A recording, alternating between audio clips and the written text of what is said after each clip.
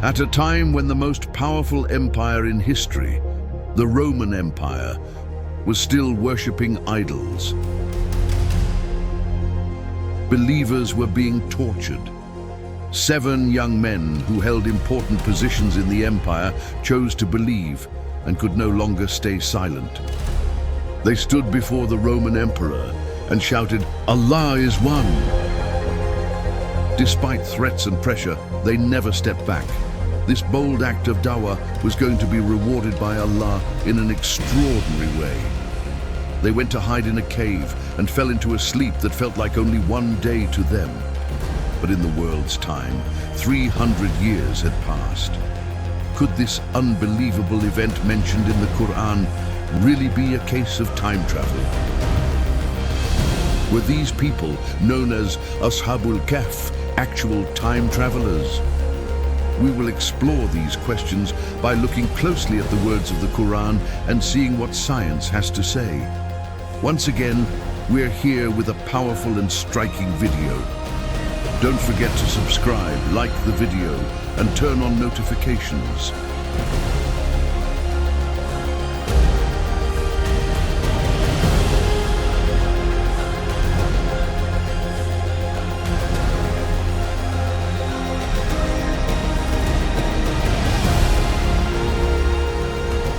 If you are ready, let's begin.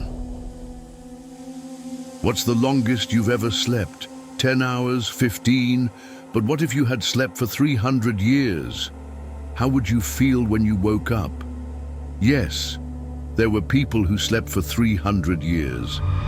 We're talking about a group of young people who believed in Allah at different times and places without even knowing each other. They are known as Ashab Al Kahf. It was a time before Islam had been revealed. Among the followers of Isa, Jesus, there were still some who believed in the oneness of Allah. At that time, the Roman Empire followed paganism. But they didn't just believe in it, they also tried to force every believer who had turned to the truth and accepted the teachings of Isa to return to their old religion. Those who refused to go back were punished with horrible deaths. For example, they were nailed to crosses and burned alive. Most of the true believers were poor and weak, but there were also some people who were noble in spirit, even though they were rich and held high positions in the empire. Some of them were known as the Ashab Al Kahf, or the 7 sleepers. These young men held important positions in the Roman Empire.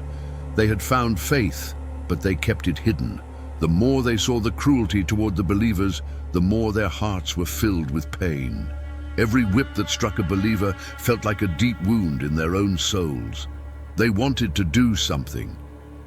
But what could they do? These young men had actually come to faith at different times, each without knowing the others. Whenever the Romans held idol sacrifice ceremonies, these young men, still unknown to each other, would quietly leave the crowd, unnoticed, and refuse to take part. Then one day, the whole city was filled with fear and excitement. The Roman emperor was coming to visit. To prepare for his arrival, the local governor began to increase the pressure on the followers of Isa, forcing them to leave their faith and return to idol worship. His goal was to make sure that when the emperor arrived, no one in the city would be seen rejecting the Roman gods. But he didn't realize there were people right in his circle who believed. Just like Allah placed Moses, in the palace of Pharaoh, there were also Musas in this palace.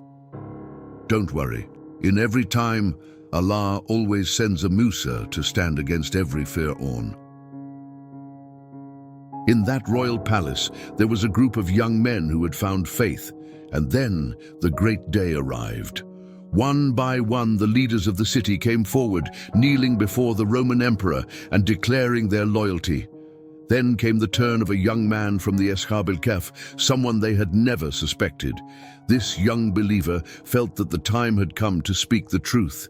With courage placed in his heart by Allah, he stood in front of the emperor and boldly declared his faith. Allah is one. Those words shook the palace, and even the shaitans and their followers were shaken with fear. This brave declaration gave courage to the other young men as well. They all stepped forward and shouted their hidden faith in front of the most powerful men of Rome. The emperor was deeply humiliated by just a few words of truth coming from a small group of youth. Pagan Rome, the mighty empire that ruled the world with the largest army and the greatest borders, was now facing a faith that defied death itself. These young men were full of iman that challenged the universe. Those around the emperor demanded their execution. But the emperor knew very well, if he killed these young men, their story would spread across all of Rome, and they would become heroes. That was the last thing the emperor wanted. So instead, he gave them 3 days to return to their old religion. And of course, those 3 days came with torture and threats. Yes, true believers in every time have faced hardship. This is the path of faith. If you believe, you will pay the price. If you believe, you must be patient. If you believe, you will say, both blessings and trials are from Allah, and both are good. Nothing could make these young men give up what they believed. They found a way to escape from the place they were being held. And late at night, they began their journey away from the city toward the countryside. Eventually, they reached a cave believed to be on Mount Angelus and took shelter there with full tawakkul in their Rabb. With them was a dog named Kidmar, who followed them on their journey. Those who tried to chase and catch them ran out of the cave in terror. And what happened to them inside that cave for nearly 300 years is described in the powerful ayat of Surah Al Kahf. When they woke up, they didn't realize that more than 300 years had passed. They thought they had only stayed in the cave for 1 day because their bodies looked the same and they felt no difference at all. But when they tried to use their old coins to buy food, they discovered the shocking truth. Yes, this might be one of the most interesting time travel stories in all of history. But what does modern science say? Did they really travel through time? From verse 9 to 26 of Surah Al Kahf, the story of the Ashab Al Kahf is told in detail. If we listen to the ayat carefully, we might see the hidden time travel signs and even find some scientific clues.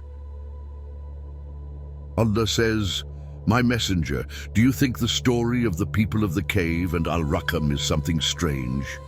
When the young men took shelter in the cave, they said, 'Rabbana, give us mercy from you and guide us to what is right in our situation.' So we sealed their ears in the cave for many years. Then we woke them up to see which of the two groups could better calculate how long they had stayed. We tell you their story with truth. They were young men who believed in their Rabb, and we increased their guidance. O Messenger, if you had seen them in the cave, you would have noticed the sun turning to the right as it rose and to the left as it set, while they lay in a spacious area inside the cave. This is one of the signs of Allah. Whoever Allah guides is truly guided, but whoever He lets go astray, you will never find a friend to guide them. If you had looked at them, you would think they were awake, but they were sleeping. We were turning them to the right and the left. Their dog was lying at the entrance of the cave with its front legs stretched out. If you had seen them, you would have run away in fear, and your heart would be filled with terror. Then we woke them up. They began asking each other, 'How long have we stayed?' One of them said, 'Maybe a day, or less than a day.' Then they said, 'Your Rabb knows best how long we stayed.' They remained in their cave for 300 years, and they added 9 more. Say, Allah knows best how long they stayed.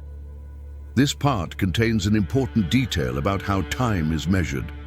Some scholars say the difference between 300 and 309 years comes from the lunar and solar calendars. According to the lunar calendar, 300 years is equal to about 309 years in the solar calendar. This shows a precise calculation related to the concept of time in this story.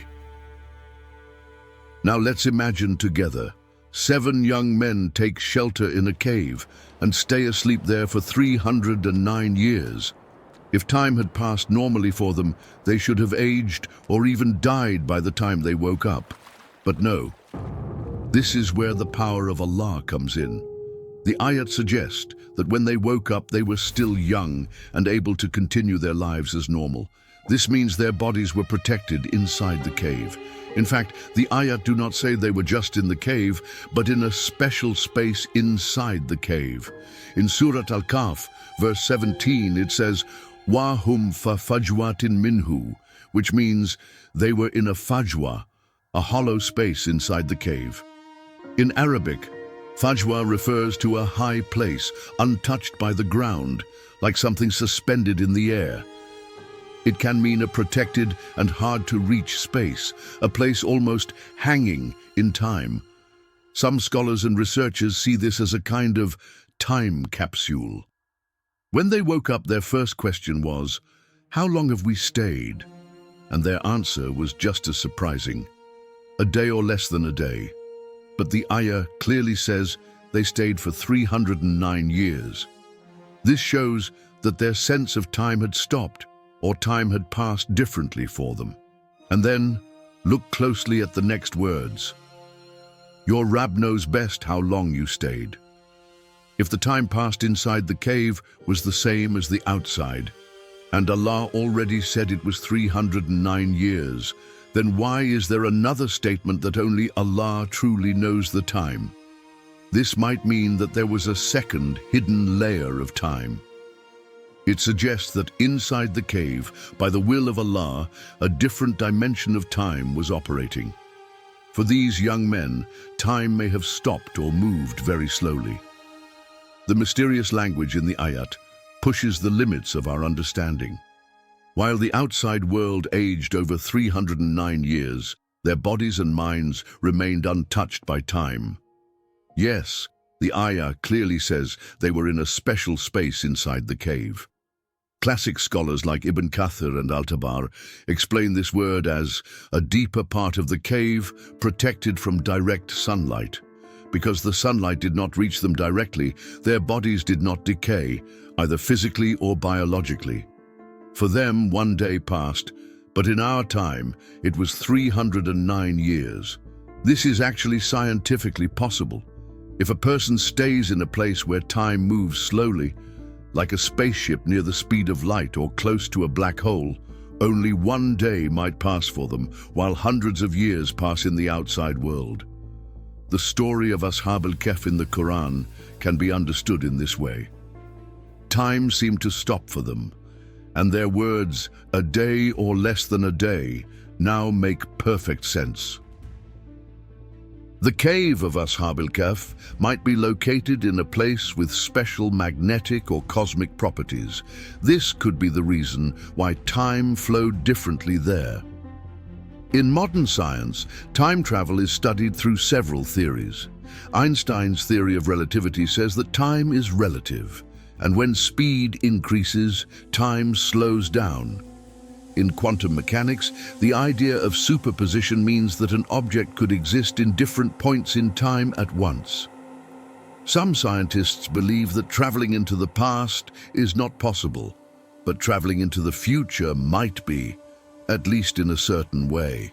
This may explain why the young men of Ashab Al Kahf experienced only one day, but woke up in a different era. It's possible that they really experienced time travel in a form that science now supports. If the cave was inside a kind of cosmic or magnetic anomaly, the young men might have been physically removed from normal time. If you pay attention, the ayat also mention the sun and its light. You may know from Einstein's equations that as we get close to the speed of light, time slows down, and at the speed of light, time stops. There's only one known place where even light cannot escape: the black hole. Nothing can reach the speed of light, but scientists believe that at the beginning of the universe, space itself expanded faster than light. This period is called cosmic inflation. So if space-time itself can expand, some physicists say that faster-than-light movement is not impossible. In the center of a black hole, there is something called a singularity. a point where mass is infinitely dense. In that place, the concepts of space and time collapse. Space has no meaning anymore. Time does not flow in a straight line, and some scientists say time itself breaks down. According to general relativity, time bends inside a black hole. The usual order of time, past, present, and future, no longer exists in a normal way. Some theorists suggest that at the singularity, all moments of time could be layered together. Not past, present, and future as separate, but all as one single now. This is sometimes called timelessness, or the collapse of time. In Sufism, especially with thinkers like Ibn Arab, time is not just something measured by hours. Time is seen as a state, a perception, a kind of veil. The idea that inside a black hole time collapses and everything becomes just one single moment is very similar to Ibn Arab's concept of the now. He says, in reality there is no time. Existence only appears in the present moment. The singularity inside a black hole is actually very close to the Lahut realm in Sufi understanding. In the Alam al-Lahut, there is no space and no time. Everything begins there. But to reach it, one must be willing to lose their self completely. And in Sufism, there is also this belief. With Allah, time is not a thing. He is above time. For him, past, present, and future are all one. Allah sees all times at once, just like he sees this moment. He also sees our future actions and our past, because time is a dimension, and Allah is not inside this dimension. If someone could step outside of time and look at it from the outside, all of time would appear as one single moment. And this, according to science, is possible inside a black hole. Remember, Allah created everything, including black holes. If he gave this ability to something he created, of course, he himself has that power completely. It is amazing that while modern science is still young, Sufism was already offering these deep ideas centuries ago. This shows how rich and deep Islamic knowledge really is. Now let's return to Ashab Al Kahf.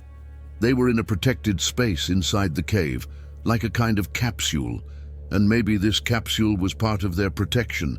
But why does the ayah say, if you had seen them, you would surely run away in fear and be filled with terror? If we would be scared when seeing them, maybe the capsule had to move in some way to slow down time.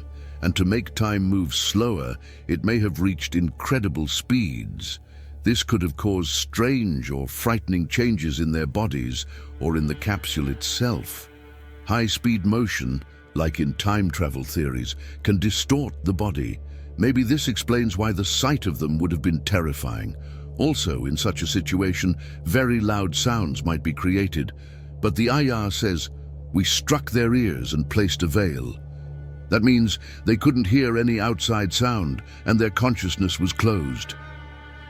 The same ayah continues, and we turned them to the right and to the left. From this statement, we understand that the young men were constantly turning from side to side. If we remember verse 17 again, it may be pointing to a state where the young men were suspended in a void-like space inside the cave, moving in a continuous and unnatural way. One possible scientific explanation for this is resonance frequency. When a sound wave matches the natural frequency of an object, the object begins to vibrate more strongly. This is called resonance. Interestingly, they discuss how long they had slept and agree a day or less than a day. This means one day passed for them, while 300 years passed for us. Now let's look at this from the perspective of light and physics. We know that time stops when traveling at the speed of light, but in this case, time didn't fully stop. A day passed. So their speed must have been less than the speed of light. That's our first clue. According to Einstein's theory, no object with mass can reach the speed of light. But think about a photon, a particle of light. Even if it travels 13 billion light years, from the photon's point of view, it all happens in an instant. No time passes for it. So for a photon, the Big Bang and this very moment are the same now. Isn't that fascinating? And this is not science fiction, it's scientific reality. If Allah gave this power to the light particle, the photon, which in Islam we call nur, then of course he can also give similar abilities to a human being with a ruh, soul, whenever he wishes. If the human body can be protected while reaching very high speeds, then according to Einstein's relativity, time will start to slow down. That's why 309 years could feel like 1 hour, or just 1 day. And when we see them, the scene might be very terrifying, just like the ayah says. All of the expressions in the ayat strongly match what we know as time travel. Later, after this miracle, they were awakened, and one of them went to the city to buy some food. It was at this point that they began to realize they had traveled in time and were now in a different age. This realization came slowly and shockingly. After this miracle was shown to the people by Allah, it is said that the young men passed away. Because the coins they carried were very old, the people of the city understood that these young men were not from their time. Now ask yourself, why did Allah tell us this miraculous story in the Qur'an? The answer lies in the context. What was happening at the time these ayat were revealed? The pagan leaders of Makkah used to mock and harm the Prophet sallallahu alaihi wasallam. When he told people about the stories of past nations, they would sit nearby and say to the Quraysh, "By Allah, we can tell you more interesting and fun stories than this." To challenge the Prophet, the people of Makkah sent one of their men to the scholars in Medina, saying, "You are people of knowledge. We cannot read or write. Muhammad sallallahu alaihi wasallam says he is a prophet. How can we know if his claim is true?" They replied, "Ask him 3 things, about the young men who disappeared into a cave long ago, about the man who traveled from the Far East to the Far West, and about the ruh, the soul. If he can answer these, then he is truly a prophet. If not, then he is not who he says he is." The man they sent was a disbeliever named Nadir. He returned to Makkah and asked the Prophet sallallahu alaihi wasallam these 3 questions with the other disbelievers. Jibril came and revealed Surah Al Kahf. This surah includes both the story of Ashab Al Kahf and the story of Dhu al-Qarnayn, the man who traveled from east to west. The disbelievers of Makkah were shocked by the story of Ashab Al Kahf, because it was exactly the kind of knowledge they didn't expect the Prophet to have, and that's why they had asked about it, to test him. Many centuries later, when the young men finally woke up, everyone around them realized something very important. Life is in the hands of Allah. He can give life as He wills, in any form He chooses. He can make a servant sleep for hundreds of years and then bring him back to life, just like these young men. So when people lie down in the sleep of the grave, if Allah wills, He can bring them back to life. And this is not difficult for Him at all. After this awakening, thousands of people rushed to the cave to see the Ashab Al Kahf. They saw with their own eyes the young men who had been there for centuries. Because of this, the people's belief in the akhirah, the hereafter, became strong. They understood that Allah is fully capable of bringing the dead back to life, just as He awakened these young men after so many years. When the people saw them, the young men went back into the cave. They raised their hands in dua, bowed in sujood to Allah, and returned to the sleep of death until the day of judgment. After this great miracle, the Roman rulers built a place of worship at the entrance of the cave. And so, the story of the Ashab Al Kahf came to an end after they completed their mission of being a proof for the hereafter and a reminder of Allah's power over life and death. So we want to make similar stories like story of Dhu al-Qarnayn. It is also mentioned that he sealed a barrier or a gate blocking a path. This could also point to another dimension or be a symbol for what scientists call a wormhole or space-time fold. If this video reaches 10,000 likes, we promise to make a new episode about story of Zulkarnain as well, exploring it with science. What do you think about all of this story and scientific truth in Islam? Share your thoughts in the comments below.